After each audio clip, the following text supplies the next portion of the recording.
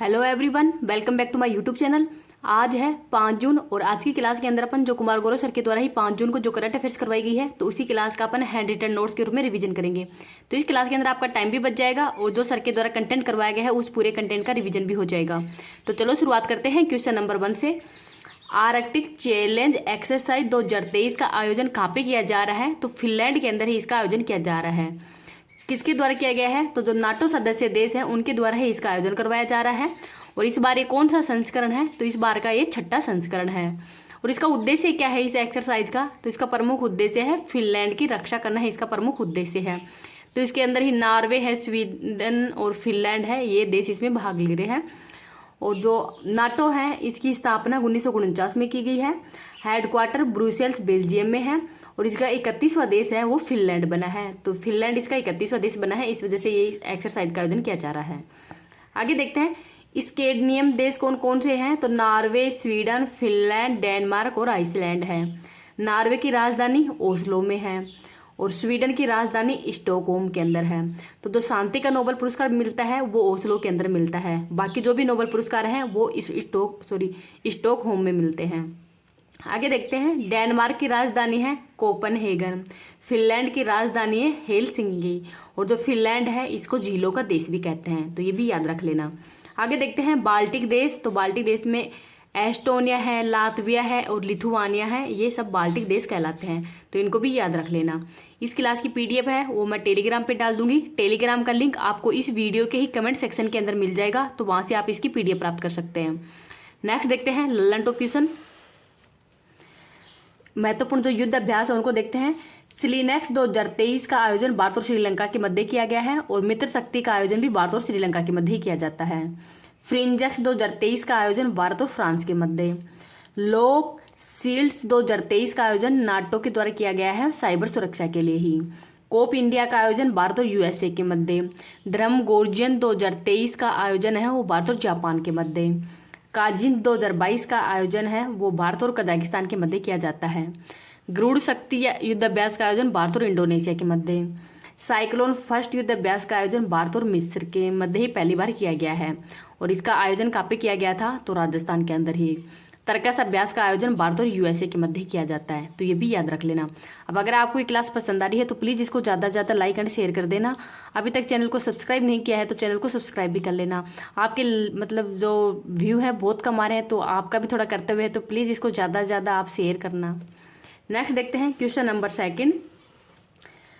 पोषण पोया पर्व है, इसका आयोजन कहाँ पे किया गया है? तो श्रीलंका के अंदर ही इसका आयोजन किया गया है और इसका आयोजन है जो जून माह है उसकी पूर्णिमा को किया जाता है। बौद्ध धर्म की शुरुआत कहाँ से हुई है? तो श्रीलंका से हुई है। सम्राट अशोक के द्वारा ही जो अरहंत महिंद्रा है इनको श्रीलंका के अंदर ही बौद्ध धर्म के प्रचार के लिए भी भेजा था। बुद्ध पूर्णिमा ये भगवान बुद्ध से ही संबंधित है और इस दिन भगवान बुद्ध का जन्म व ज्ञान की प्राप्ति व मोक्ष की प्राप्ति हो वो इसी दिन हुई थी, तो ये भी याद रख लेना। आगे देखते हैं ललन टॉप क्वेश्चन। प्रमुख महोत्सव देख लेते हैं। जल्लीकट्टू महोत्सव है तमिलनाडु में मनाया जाता है पोंगल के दिन ही। बोनालू फेस्टिवल का आयोजन तेलंगाना में। धानु जात्रा महोत्सव का आयोजन धानु जात्रा और नुआखाई फेस्टिवल का आयोजन उड़ीसा में। बथुकम्बा फेस्टिवल का आयोजन तेलंगाना में। लाई हरोबा फेस्टिवल त्रिपुरा के अंदर। चापचारकूट महोत्सव का आयोजन मिजोरम के अंदर किया जाता है। फूलदेई महोत्सव का आयोजन है उत्तराखंड में और जो हॉर्नबिल फेस्टिवल है इसका आयोजन नागालैंड में किया जाता है 1 दिसंबर को ही। सिरोही लिली फेस्टिवल का आयोजन मणिपुर के अंदर।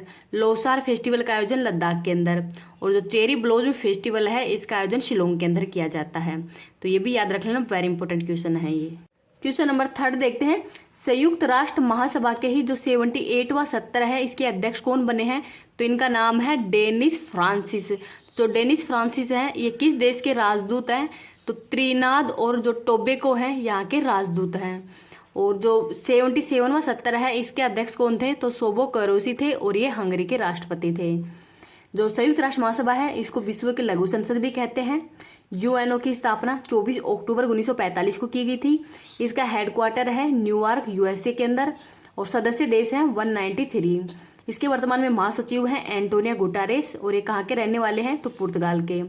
संयुक्त राष्ट्र संघ है इसके कितने अंग हैं? तो 6 अंग हैं। अंतर्राष्ट्रीय शांति से संबंधित भारतीय संविधान के अंदर कौन सा अनुच्छेद है? तो अनुच्छेद नंबर 51। तो इसको भी याद रख लेना। आगे देखते हैं ललन टॉप क्वेश्चन।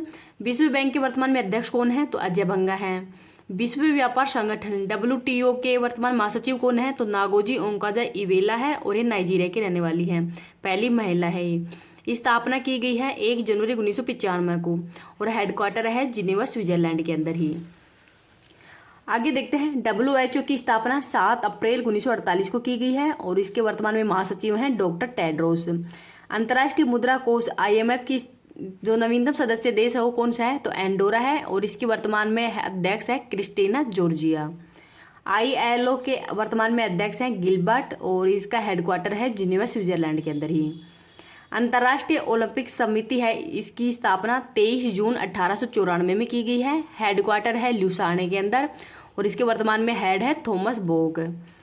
फीफा के वर्तमान में अध्यक्ष कौन है? तो इन्फेंटिनो है। NDB न्यू डेवलपमेंट बैंक है, इसका नवीनतम अध्यक्ष कौन है? तो डिल्मा रोसेफ हैं और ये कहाँ के हैं? ब्राजील के। तो ये भी याद रख लेना। आगे देखते हैं क्वेश्चन नंबर 4। जूना खटिया गांव का संबंध किससे है? तो ये गुजरात से है, गुजरात का कच्छ गांव है।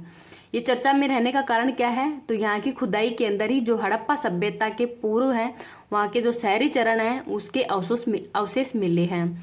यहाँ पर मिट्टी के बर्तन हैं, सीप की चूड़ियाँ हैं, कब्र स्मारक हैं, लगभग जो 5000 साल पूर्व की जानकारी मिली है। और यह स्थान है धोलावीरा से 150 किलोमीटर दूर है। और धोलावीरा स्थल है ये भी गुजरात के अंदर ही है और इसको यूनेस्को हेरिटेज स्थल के अंदर ही 40वां स्थल के रूप में घोषित भी किया गया था हाल ही में। राखीगढ़ी हरियाणा में है और यहाँ पर हड़प्पा सभ्यता का संग्रहालय बनाया गया है। नेक्रोपोलिस है जो कब्र स्मारक है, ये इसके साक्ष्य भी यहाँ पे मिले हैं। और जो जैसे गीजा मिस्र के अंदर पिरामिड मिले हैं वैसे ही यहाँ पर भी यहाँ साक्ष्य मिले हैं। तो ये भी थोड़ा याद रख लेना। नेक्स्ट और देखते हैं ललन टॉप क्वेश्चन देखते हैं। हड़प्पा सभ्यता की सर्वप्रथम खोजकर्ता कौन है? तो दयाराम साहनी है। हड़प्पा काल की मुद्राओं के निर्माण में मुख्यतः किस पदार्थ का उपयोग किया गया है? तो सेल खड़ी का। सिंधु घाटी सभ्यता के अंदर ही घोड़े के अवशेष कहाँ पे मिले हैं? तो सुरकोटड़ा के अंदर ही। हड़प्पा कालीन स्थलों के अंदर अभी तक किस धातु की प्राप्ति नहीं हुई है? तो लोहा की। मोहनजोदड़ो का शाब्दिक अर्थ क्या होता है? तो मृतकों का टीला। लोथल कहाँ पे है? गुजरात के अंदर। कालीबंगा हनुमानगढ़ राजस्थान के अंदर ही है और कालीबंगा का अर्थ क्या होता है? काले रंग की चूड़ियाँ। आगे देखते हैं क्वेश्चन नंबर 5। पिछले 2 दशकों के अंदर ही भारत की सबसे भीषण ट्रिपल ट्रेन जो दुर्घटना है वो कहाँ पे घटित हुई है? तो 2-3 दिन से ये चर्चा के अंदर है। तो ये घटना है उड़ीसा के अंदर जो बालासोर है वहां पर ये घटना घटित हुई है। तो यहाँ पर जो कोरोमंडल एक्सप्रेस है वो मालगाड़ी से टकरा गई है और जो मालगाड़ी से टकराने के बाद में जो कोरोमंडल एक्सप्रेस है ये जो बेंगलुरु हावड़ा एक्सप्रेस है इससे भी टकरा गई है, जिससे ट्रिपल ट्रेन हादसा है ये घटित हुआ है। और किसकी कमी के कारण हुआ है? तो जो इलेक्ट्रॉनिक इंटरलॉकिंग सिस्टम है इसके अंदर ही गड़बड़ी के कारण ये घटना घटित हुई है। तो ये भी थोड़ा याद रख लेना। नेक्स्ट देखते हैं क्वेश्चन नंबर 6। अंतर सरकारी वार्ता समिति INC2 का आयोजन कहाँ पे किया गया है? तो पेरिस फ्रांस के अंदर। ये इस बार कौन सा सत्र है? तो ये इस बार का 2nd सत्र है। किसके द्वारा किया गया है? तो जो संयुक्त राष्ट्र पर्यावरण कार्यक्रम है उसके द्वारा ही करवाई गई है। और इसका उद्देश्य क्या है? तो जो प्लास्टिक प्रदूषण है इसको समाप्त करना है, इसका प्रमुख उद्देश्य है। जो फर्स्ट सत्र है 2022 के अंदर इसका आयोजन कहाँ पे किया गया है? तो उरुग्वे के अंदर इसका आयोजन किया गया था। आगे देखते हैं 5 जून को विश्व पर्यावरण दिवस मनाया जाता है और 5 जून 1972 को ही जो संयुक्त राष्ट्र पर्यावरण कार्यक्रम है इसकी स्थापना की गई थी। अब देखते हैं ललन टॉप क्वेश्चन। COP27 का आयोजन मिस्र के ही शर्म अल शेख में किया गया है। COP28 का आयोजन UAE के अंदर किया जाएगा। COP15 का आयोजन है मॉन्ट्रियल कनाडा में किया गया था और यह जैव विविधता से संबंधित है और इसकी अध्यक्षता है वो चाइना के द्वारा की गई थी। COP1 का आयोजन है वो बर्लिन में किया गया था 1995 के अंदर ही। और COP3 का आयोजन है वो क्योटो प्रोटोकॉल जापान में किया गया था 1997 के अंदर ही और इसका उद्देश्य था ग्रीन हाउस गैसों के उत्सर्जन में कमी लाना ही और इसको लागू किया गया था 2005 के अंदर। तो ये भी इंपॉर्टेंट पॉइंट है, इसको भी याद रख लेना।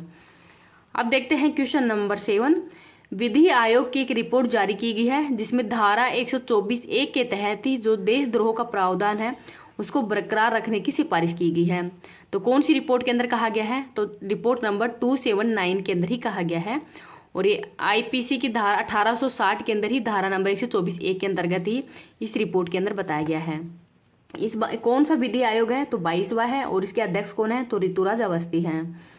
और इसके अंदर ही जो देशद्रोह मतलब क्या होता है, जिसमें देशद्रोह के प्रावधान को ही इसमें बरकरार रखने की सिफारिश करने का उद्देश्य क्या है? तो राष्ट्र की सुरक्षा के लिए ही इसको बरकरार रखने की सिफारिश की गई है। जैसे कि सोशल मीडिया के माध्यम से राष्ट्रीय अलगाववादी घटनाएं ही घटित होती हैं, जिससे घटनाएं न घटित हुई हैं, इस वजह से इस देशद्रोह के प्रावधान को बरकरार रखने की सिफारिश की गई है। इसके अंदर ही अनुच्छेद नंबर 19(1)(a) है, जो कि विचार व अभिव्यक्ति की जो उचित जो प्रक्रिया है उस पर भी प्रतिबंध लगता है, तो इसको भी याद रख लेना। नेक्स्ट और देखते हैं, राजद्रोह है वो देशद्रोह नहीं होता है। राजद्रोह के अंदर ही जो वर्तमान सरकार है उसके खिलाफ जो असंतोष पनपता है वो राजद्रोह कहलाता है। विधि आयोग की स्थापना 1955 में की गई है और इसके पहले अध्यक्ष थे MC सीतलवाड़। और गुलाम भारत के अंदर इसके पहले अध्यक्ष कौन थे? तो मेकाले थे।